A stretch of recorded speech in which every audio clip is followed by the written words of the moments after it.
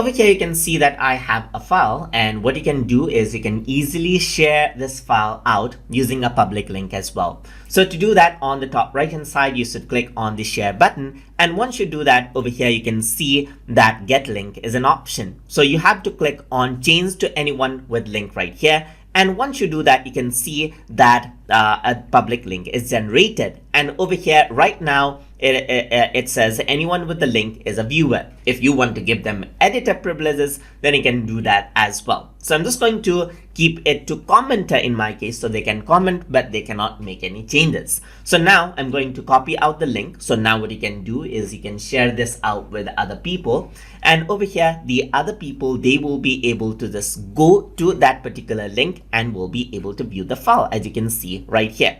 They won't be able to actually make any changes right here, but they can only comment. So you can see that it is in commenting mode right here, and you can request for edit access as well if you want to. So if I were to actually go around over here and comment something, then what happens is it will appear right here, as you can see. And that is how you can share out Google Drawing files with other people through a public link. So I hope you guys learned something as always. And as always, please like, comment, share, and subscribe.